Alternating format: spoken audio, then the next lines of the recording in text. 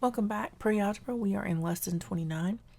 Today we're going to talk about something a little bit, it's still math related, but it's more into the probability and statistics realm.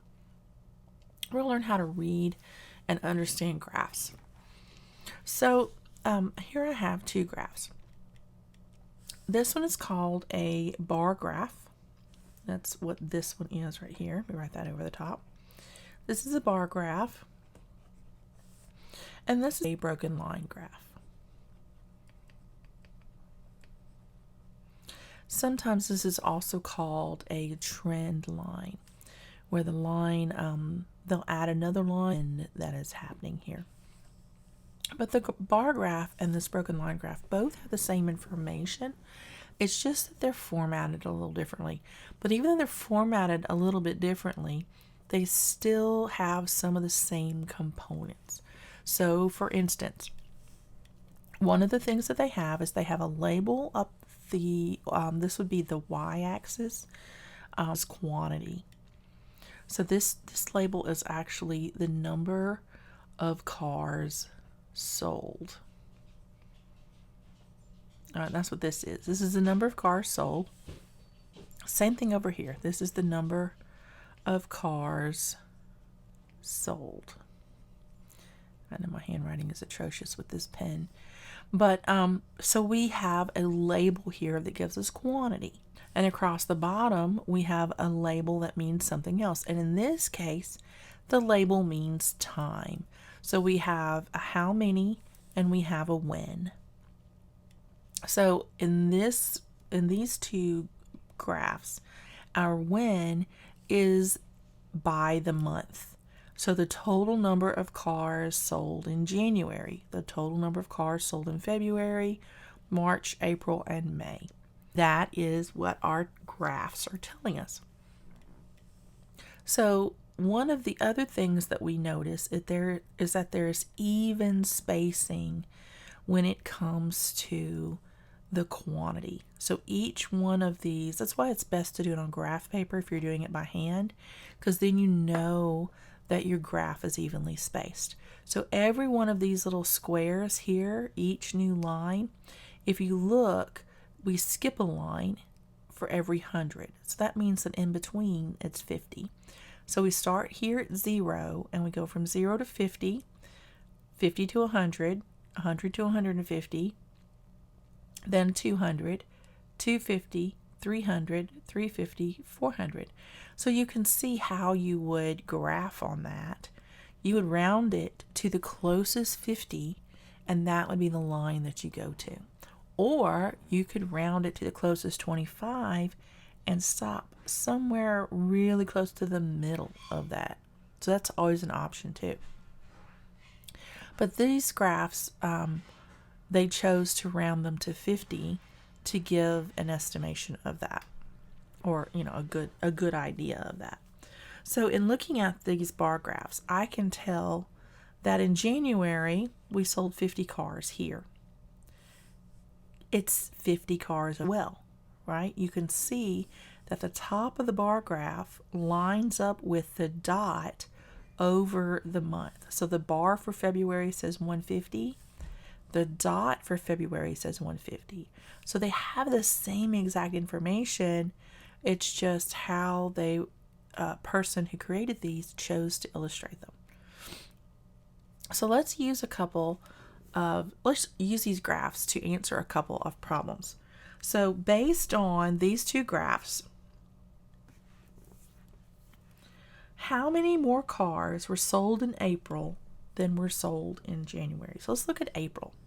So here we have, it's halfway between the 400 and the 300. So that tells me that is about 350, right, on April. So April is 350.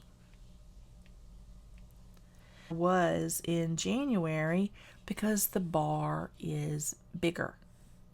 This is a smaller bar. So we know we can subtract January from April. Same thing here. The dot is higher on this broken line graph for April than it is for January. And on both of these, January is at the 50 mark. So we can subtract 50, and we can find that there were 300 more cars sold in April than there were in January. I mean, that's pretty straightforward. You could easily see that just by looking at this graph. We could even walk our eyes across this line right here and put a little dotted line right there and visually see how it splits. This would be January's and this would be April's.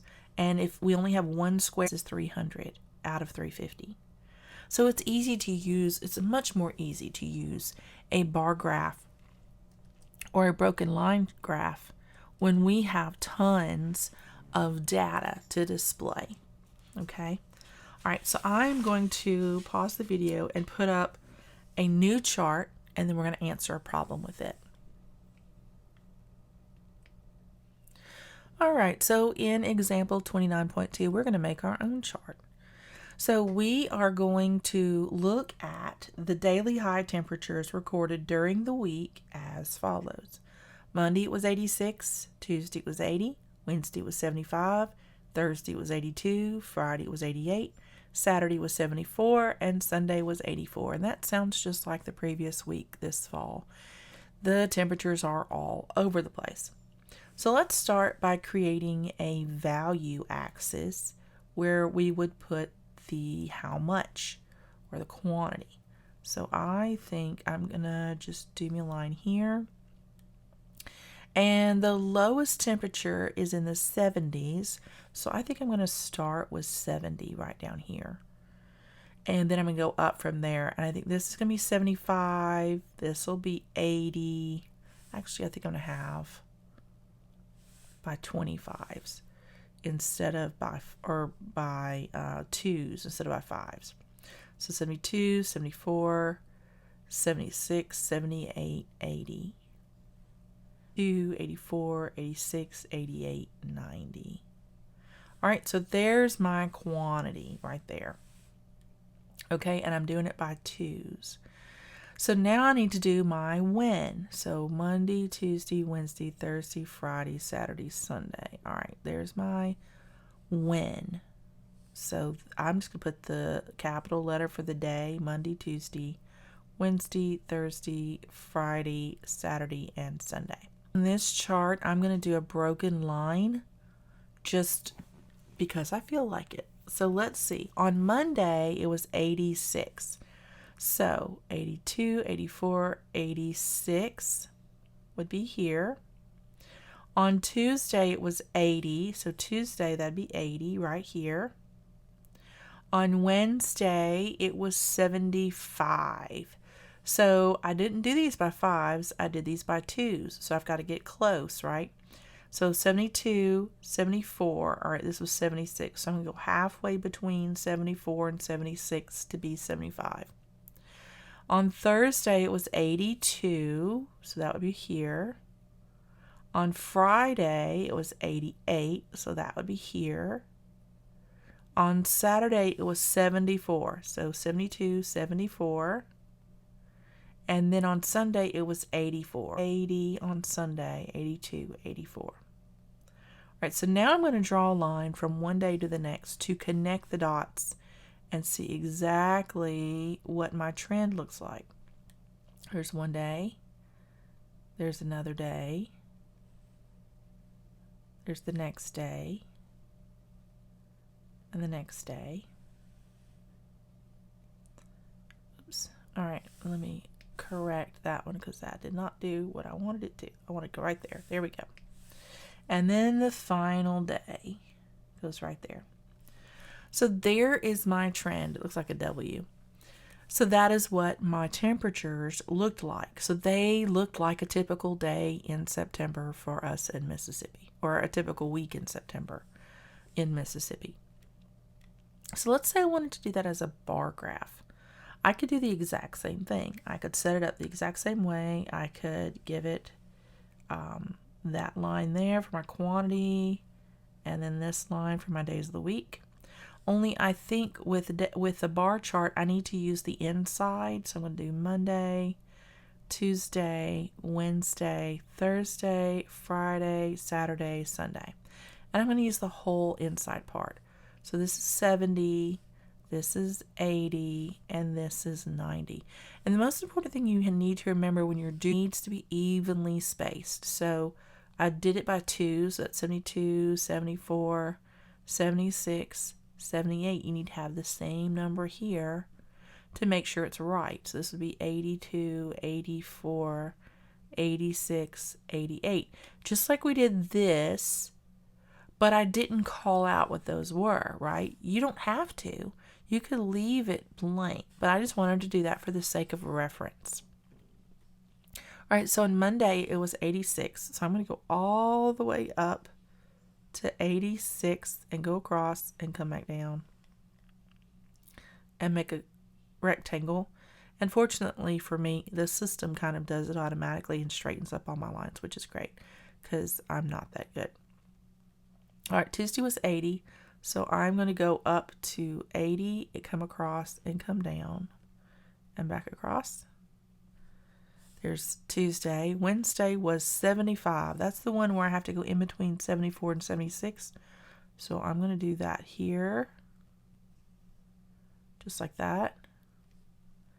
And then Thursday was 82. So I'm going to go all the way up to 82. And back across. And then Friday was 88. So all the way up. Across. Back down. There's that. Saturday is 74. So I'm going to go up to 74. And Sunday was 84. So back up to 84. And there's that. And I'm going to adjust this one just a touch because it's a little bit narrow. There's that. All right. So now my bar graph tells me exactly the same information as this. I just filled in a little bit more data so it was easier to graph, or a little bit more of the quantity on the side. You could just as easily not have that. So, I mean, you could take that out once you get it graphed. If you wanted to erase it, you could. Just use it as a tool for getting your accuracy in there. But that's pretty neat. I mean, now I know exactly what the temperature was. And you didn't have to read my horrible handwriting. You could just look at the graph and know what it is. All right. So there's another type of graph, and that type is called a pie graph or a pie chart. And it is used, unlike a broken line or a bar graph, it's used more to illustrate percentages, like a part of a whole. So I'm going to pause, or actually I'm just go ahead and clear this, and then I'll show you what I mean by that. So in 29.3, we are going to look at this pie chart. And a pie chart is a circle that they have found the center of here, and they're going to use sections of the circle to represent different percentages in regards to the whole. And what that can mean is, like, let's say I spend 10% of my budget on gas in my van. Then I would find the angle here that would represent 10%, and then I would label that gas. So what I'm going to do here is I'm going to go ahead and quickly put in what they have. This is fruits, $5. This is meats, and I'm not even sure what this means yet. This is $10. This is entertainment. I'm going to label that entertainment, $5. Vegetables, oh, that's a big chunk. They've got vegetables, veggies. This is $17. I can get my pen to work. There we go. And then I have $3 here. That is junk food. Notice how I put that off to the side. It's because this isn't big enough to hold it all. And then this is an even smaller section. And it is $2. And that is for bread. And then what's left is the dairy products. I guess that would be like butter, cheese, yogurt, and that is $8. All right, so let's see what this chart is all about. It says, based on the following pie graph, how much more money did Juan spend on meats, fruits, vegetables, bread, and dairy products than on entertainment and junk food? So we can see this is everything he spent this past week, right? And he categorized everything he spent and he totaled it up. So let's see, first of all, what his total money for the week was. So I'm going to do that by adding it all up. So I've got $5, $10. I'm just going around the circle. $5, $17, $3, $2, and $8. That's the total that we have here. So that's going to be 20, 37, 42, 50. So he spent $50 last week, and this is how he spent it. So can you see kind of how this pie chart tells us the parts of a whole? We can actually write a fraction with each one of these. We can say for fruits that he spent $5 out of $50 on fruit. And we can reduce this. We can divide this fraction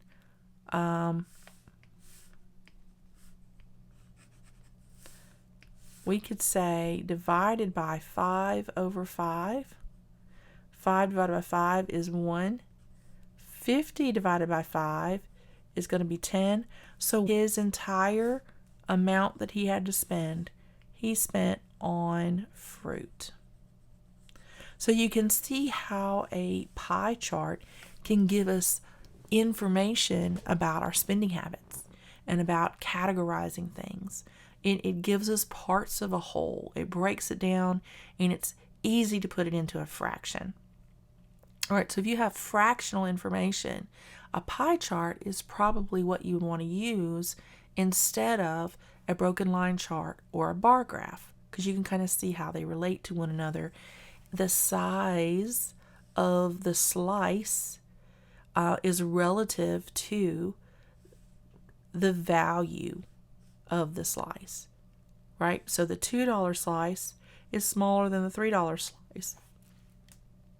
And the $2 and the $3 slice added together are the same size as the $5 slice, right? Because 2 and 3 added together are 5. So you could see how there is a continuity here, but there's also value in the way it's displayed. It makes visual sense. You can understand what's going on here. This is how Juan spent his money last week. Okay?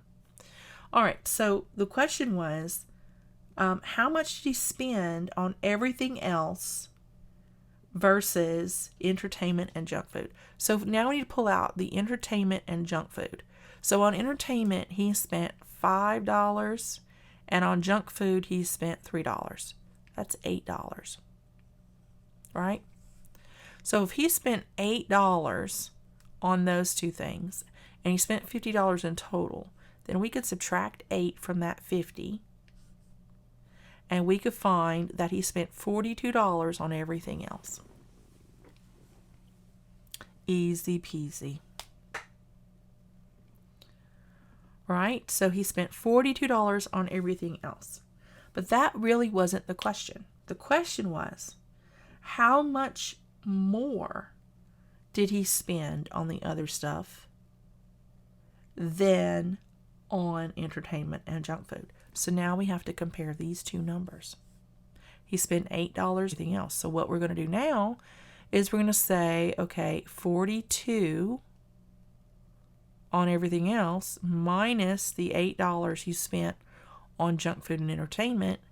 That leads us, so he spent $34 more on everything else than what he spent on entertainment and junk food. That was the question. The question wasn't how much did he spend on everything but junk food and entertainment. The question was how much more did he spend on everything else instead of junk food and entertainment. So he spent $34 more on the rest of everything than he did on that. Which is probably a good thing, because you should probably spend more on veggies and fruit and dairy product and meat. You know, you should probably spend more money on that. Okay? So those are the main types of graphs that we're going to be seeing: bar, broken line, and pie chart. And whenever we have fractional information, parts of a whole, we're going to use the pie chart. Okay? That's all we have for lesson 29. I will see you in lesson 30.